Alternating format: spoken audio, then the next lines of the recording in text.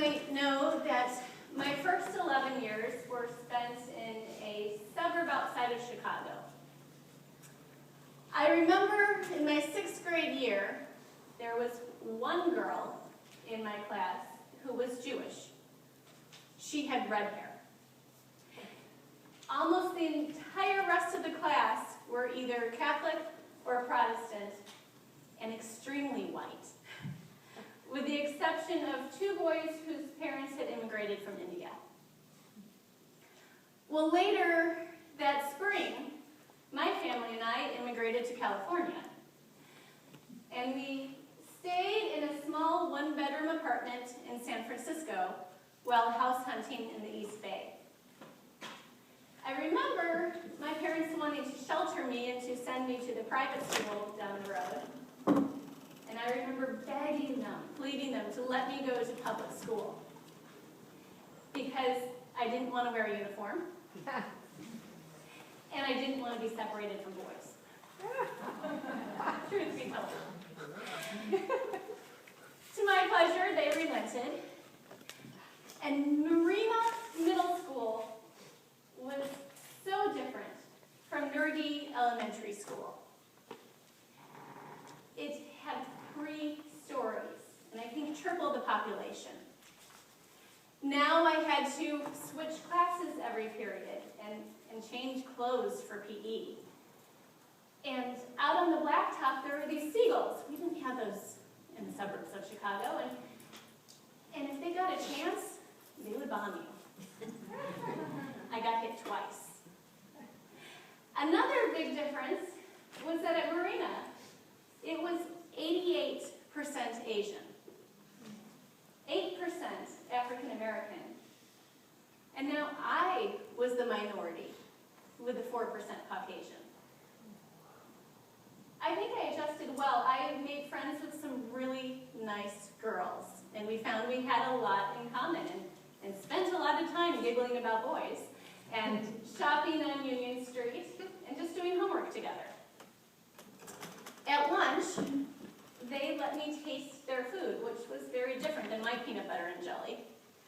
And their food looked somewhat like some things that my grandparents might have ordered at their favorite Chinese restaurant back home, but still a little different than that. And I was able to go to some of their birthday parties. And they had decorations on the walls that were different than anything I had seen before. And I met their parents, and it seemed like a lot of them lived with their grandparents. And it wasn't unusual that they didn't speak English.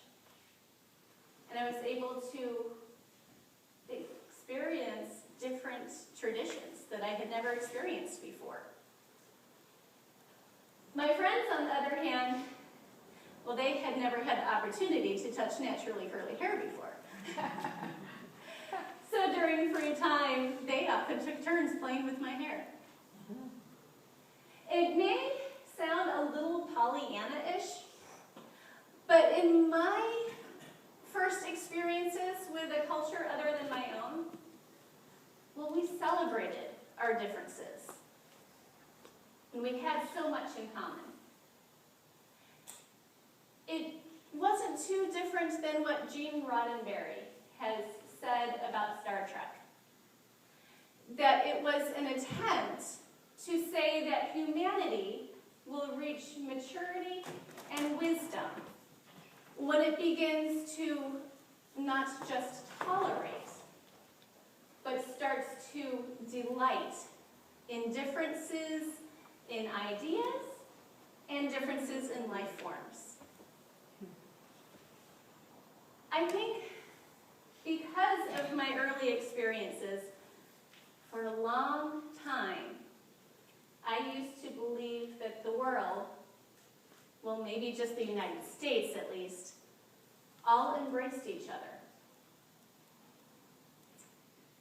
Last week, I was able to see the movie 42 about Jackie Robinson with the youth group.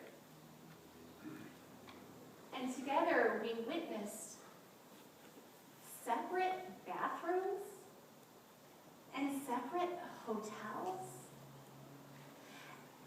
And we saw people accepting vicious and vile language. And we heard about death threats simply because somebody wanted to play baseball.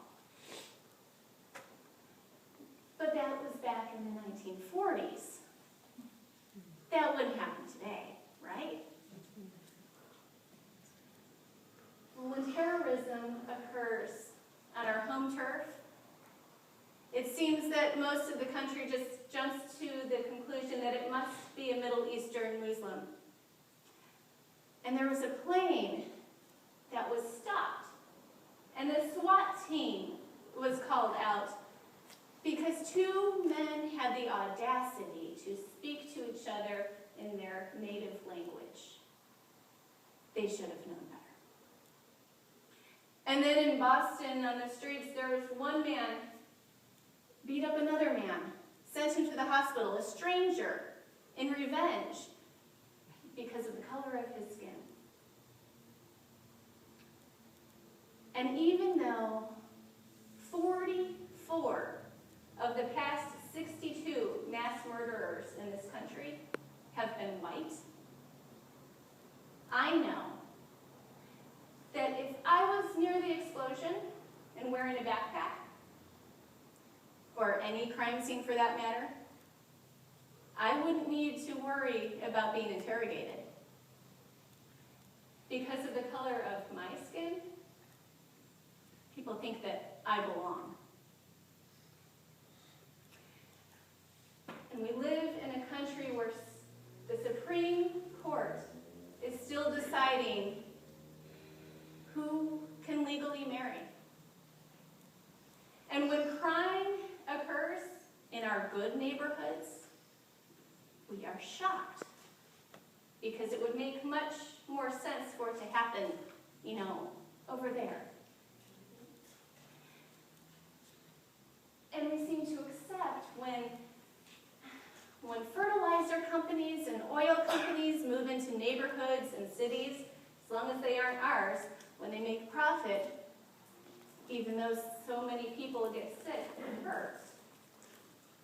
And while there are schools out there who are doing really well, and they have computers for every student, and I've heard of some schools that are getting iPads for all the students, and they have all their textbooks on their iPads. There are still a lot of schools out there that don't have enough hand-me-down books. And in most places, women only make 70 cents to a man's dollar.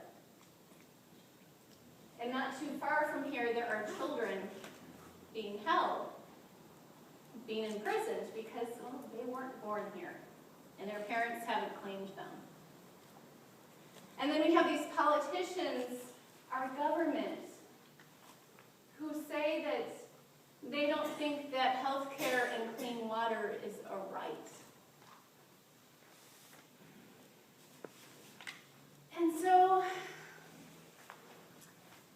I don't know that we have really actually come that far from where Peter was before Joppa, where we meet up with him in Acts and hear about his vision. You see, Peter was called the rock on which the church would be built. And he knew that he had a mission to bring the gospel, the good news, to the Jewish people, the chosen people. And he was all for that until suddenly he had this epiphany, where now he was told that he was to be sent also to the Gentiles, the non-Jews, because everyone means everyone. And so we can no longer say who's in and who's out. We can't look at a person and just say, you don't fit my idea. And we don't ask others to change. We change. We stretch and grow in our faith and find what we have in common. That we all cherish life. We all hope. We all bleed. We all need forgiveness. And we are all God's children, created in God's image, in the image of love.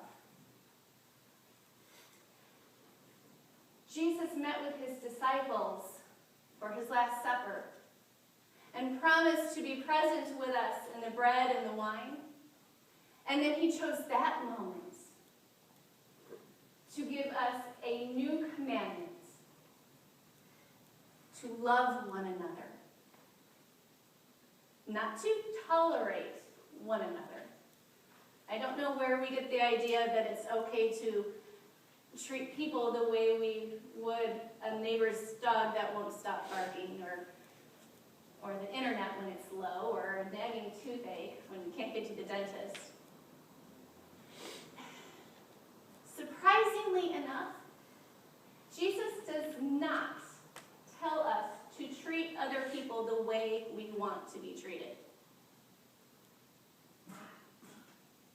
Because sometimes we settle, especially when we know that we would have to pay it back or pay it forward. So Jesus commands us to love one another the way he loves us.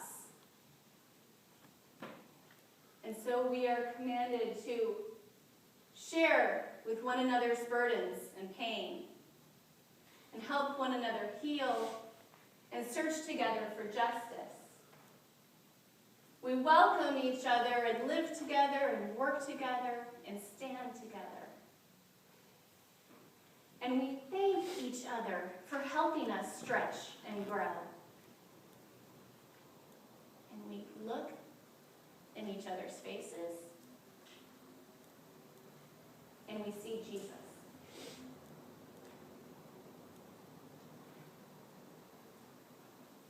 For many of us, without Peter's vision, we would be the outsiders, the non-Jews who would just be tolerated. Thank God that Jesus commanded others to love us. Amen.